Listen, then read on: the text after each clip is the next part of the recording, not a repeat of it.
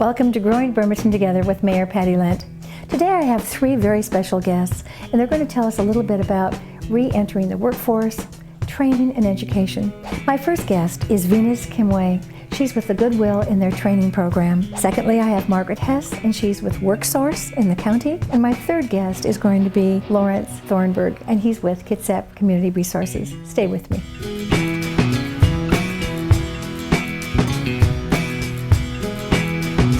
Welcome to Growing Bremerton Together with Mayor Patty Lent. My first guest today is Venus Kimway. She is a employment specialist with our Goodwill store right in Silverdale. We're going to learn about her and what she has to offer for our people changing jobs. Welcome to our show. Thanks for having me. And Venus, tell us a little bit about you, where you were born and how you ended up in Kitsap County. I was born and raised in San Diego, California. I've been here in Kitsap County for about 9 years now, and I moved here with my family.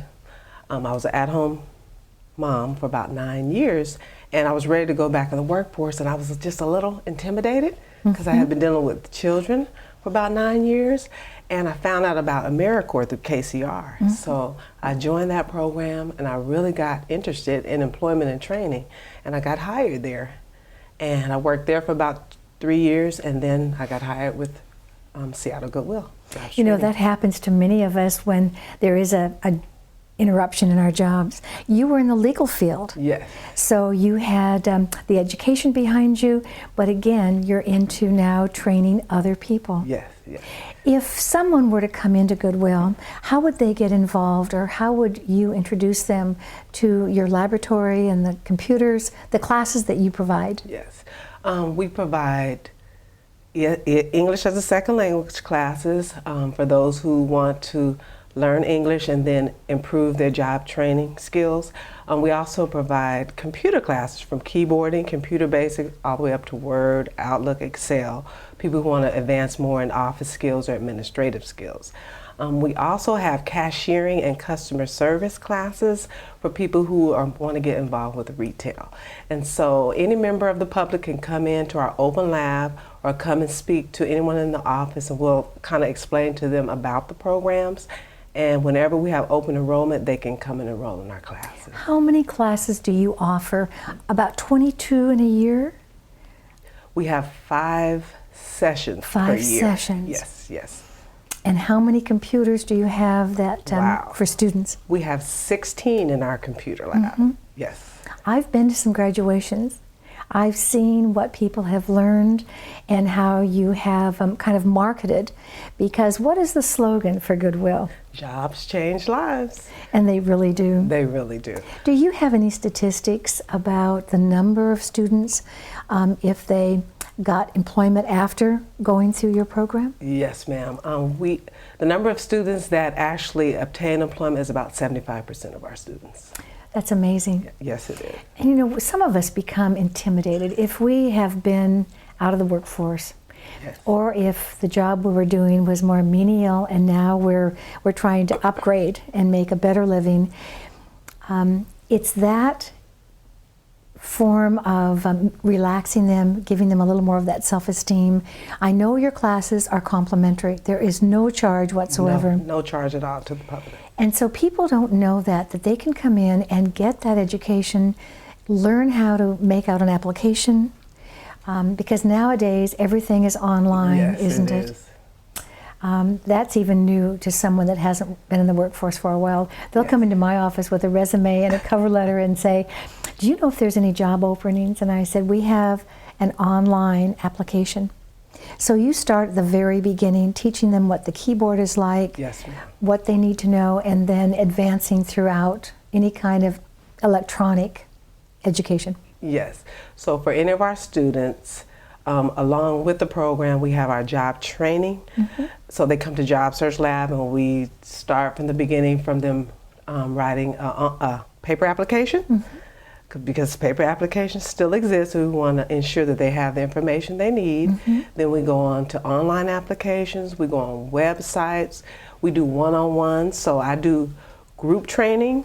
However, some people still need some one-on-one One-on-one. assistance. So I take those students and I assist them one-on-one to ensure that they get exactly what they need so that they can be comfortable with doing an online application. And also, you've got a bonus. I understand that after they complete the course and they're ready to go out for an interview, that they can go through at the Goodwill and find an outfit that is appropriate for the interview, and they get to wear that so that, again, they've got the strongest self-confidence ever about applying for a job. Yes, we do. We have Dress for the Interview workshops, so the public as well as any of our students can come to those workshops. We talk about the various ways to dress based off of the job they're going to apply for, and then at the end, which is the funnest part, we give them a $25 voucher to purchase those clothes for an interview. And they're really excited about that. That's great. I have promoted that before. Thank you. Venus, it looks like you like what you're doing. Oh, I love what I do. Having experience, getting back into the workforce, I think you're just appropriate for those people, young, old, and in between, to go in and get that reevaluation and learn the newest technology Yes. for the workforce. I'm glad you were my visitor today. Oh, Thanks for thank you. being my guest. Thank you. Stay with us. We'll be right back.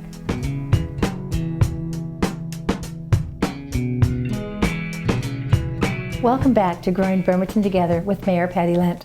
My second guest today is Margaret Hess. She's with our WorkSource, and she is a Kitsap County Administrator, Employment Security. Yes, I'm with Employment Security Department. She has a lot to share with us about the state and about what's going on locally with WorkSource. Welcome. Thank you for inviting me.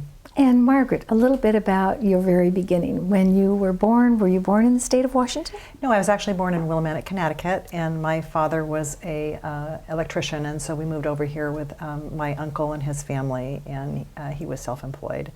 So I actually originally lived in the Seattle area, and then in the Pierce County area, attended private school, and ended up here in Kitsap County in '82. I'm a Tacoma girl, Oh, okay. so I grew up there as well. Did you attend high school?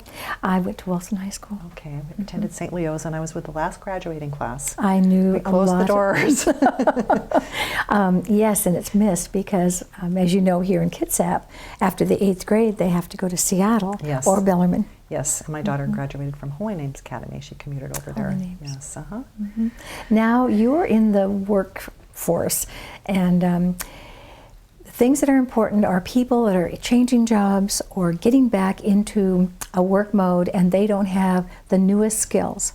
So when someone comes in and they want to take an upgrade, either their skills or look for a new position, how is it that you actually assist them? Well, anybody coming through our doors will be, the term we use is triaged at the front end, and so we have experienced staff that are going to ask them the right questions to determine, where the next step would be for them. And generally, our job seeker, employment services staff will do a light touch assessment to determine specifically what their needs are. And so, if they're interested in upgrading or retraining, we'll refer them to our Workforce Investment Act staff. That is the funding source through the Department of Labor. And so at the WorkSource we have programs available for youth that are 16 to 21, and those are facilitated by the Olympic Educational Services District staff.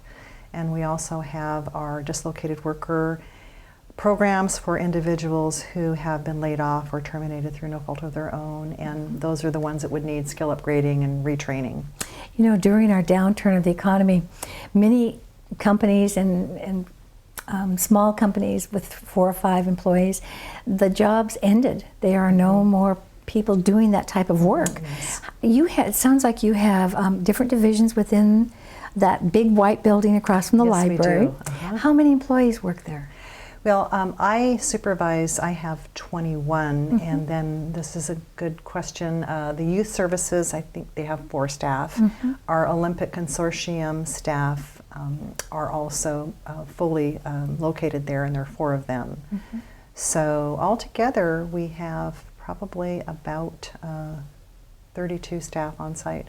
That's great. I know the state does some funding, the county does some funding, and you're part of, you talk about the consortium, Jefferson and Clallam County and Kitsap work together to see that you have the latest information and how your statistics are in placing people in jobs. Yes. So I know one of the commissioners always sits on that board. We Yes. have electeds as well as the staffing people. Yes. And are we making progress? Are we getting people back to work? We are. There's different levels of service. So someone may come in and I call them, they're not only job ready, they're referral ready. And they may see a job listing online and simply want a job referral to that. And they could be referred and hopefully they'll be hired on the spot. So those are real light touch. At the more intensive services level, folks will get more coaching. They may receive some skill upgrading, retraining, and more repeat visits and how to conduct an effective work search or work through some personal life challenges. And so with our core programs, that would be the universal customer that comes through in a given year. Last year we had 10,550. My word. And those would be even the light touch. 56% of those last quarter went to work.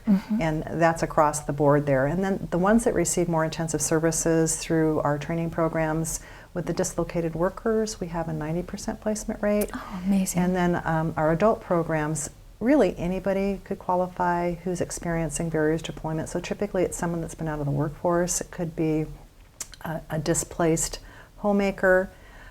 It could be someone with a conviction history. So generally they need to be barriers to employment. It could be being economically disadvantaged and so not having the personal supports to conduct an effective work search or just know where to go. And that program, looking at quarterly, has a 82% job placement rate. That's so good to hear. We're pretty successful. We're meeting all our targets, and I would say that we're the lead in the state. Our bar is set higher because of our success rate.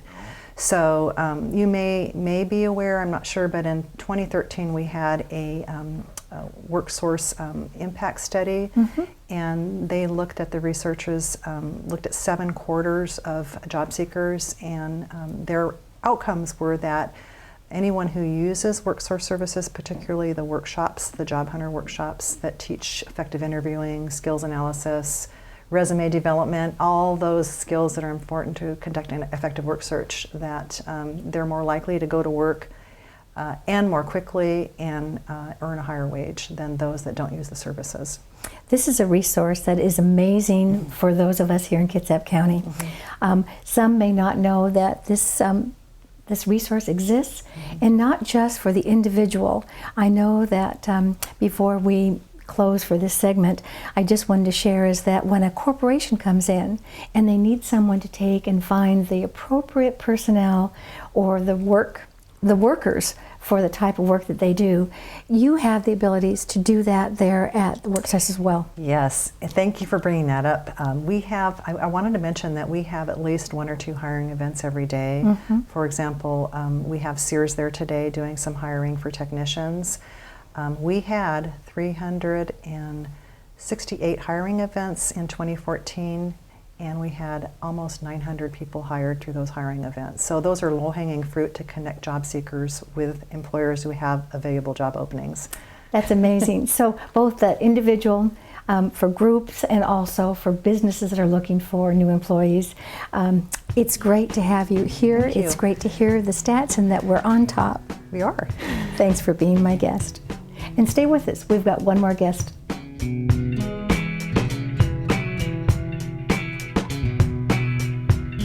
Welcome back to Growing Bremerton Together and Mayor Patty Lent.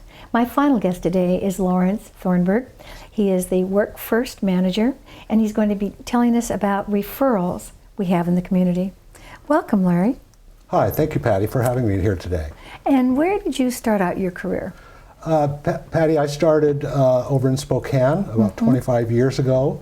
I was over there for college and a CK graduate as well. Very good. And I've been about 25 years in the employment services arena. And I've worked with a variety of targeted populations. And currently I work with the low-income TANF population here in Bremerton. How long has Bremerton had a TANF program? That all happened in the late 90s when welfare reform happened, along with the Workforce Investment Act being created.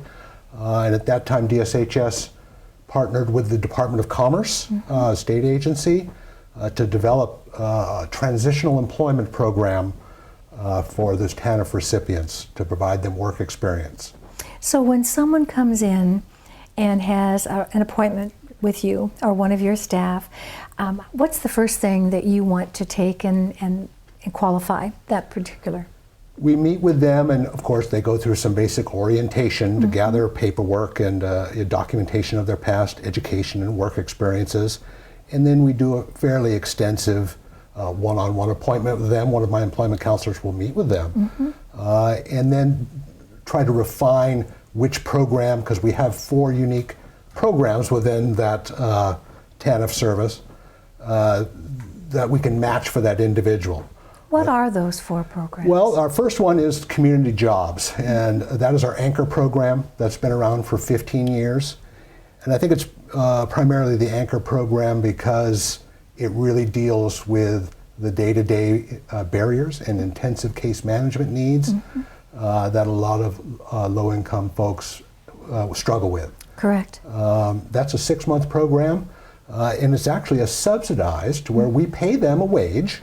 So they get a pittance in order to sustain their livelihood while they're learning. Yes, and you know, it's just been around forever. We have another program, Job Connection. It's also paid, but it's for those TANF recipients that may have more work history, have more skills, have probably completed their educational attainment, and just need a quick reference and a jump start to get out into the labor market, into a competitive job. And then the third? Well, the third is what we call career development. That works with our local college for TANF students that are just part-time. We then match them with a host site, hopefully within their career field of what they're being educated for. So then they'll have what those employers want, skills and education and work experience within the field. That's great. It is a good program. And then the final one? The final one is called Community Works. It's been around in several formats over the years. It's only been back for about a year. It's more for people that really can't commit 100%. They have many, many things going on in their challenges world. In yes, their many life. challenges. And they can't really do a full-time program yet. So for that one, that's not a paid one. It's more for participation, to get your feet under you and just get back into working a little bit. The good thing with our programs is they can move around and try different programs at different times during their journey to self-sufficiency. You know, that's wonderful, and so many of us don't realize that. Over these 15 years, and let's go back when we had that downturn in the economy, did you have an increase in people that you were working with? We really did, Patty. One of the biggest things I saw was the increase in 2-parent households. A lot of the men that may not have been living with the family. Yeah, needed to return home. So that we did see an increase in that. Do you have any statistics that show the improvement or how you were able to get them back into that workforce? Yeah, but I think the one thing we can't forget is even in the best of times, Patty, this population still struggles with employment. Even if there's jobs available, it doesn't mean that they're able to get and maintain that in a long term with many of the barriers that they're facing. So statistics do show that even in the best times, not necessarily the best time for those low-income folks. Correct. Yeah. And we find that in some of our shelters, and I'll use Benedict House because there is, with their 25 accommodations, 15 of them are there just for 90 days, so they need to get back into a work. They have to leave their shelters at 7 in the morning. So you are a place where they can go and learn something, become educated, and really make a difference. And we don't have a lot of that. So this is something that I wanted our audience to know. We're talking about ways of changing jobs or increasing the income that someone might make, or just being able to find a job. So if that's what you are doing with those that wouldn't have an opportunity otherwise, that is an amazing resource for us. And I know that they're going to see on the screen how to contact you, how to contact some of your staff. You feel, I seem to think that talking with you, you take great pride in what you can accomplish and the people that you've assisted over the years. And you know, they're part of our community. We see them years later after serving them. They've got their initial job and now may have stepped up and advanced and now are more self-sufficient or fully self-sufficient now, and that's what we're here for. That's great. It's great having you with me. I know that we've learned a lot about re-educating and instructions that are available. I know people will hopefully contact you more, and we'll get more people working with you and back in the workforce. Thanks for being my guest, Larry. Thank you so much. And thank you, audience. This was an informative, educational program today. I look forward to seeing you next time.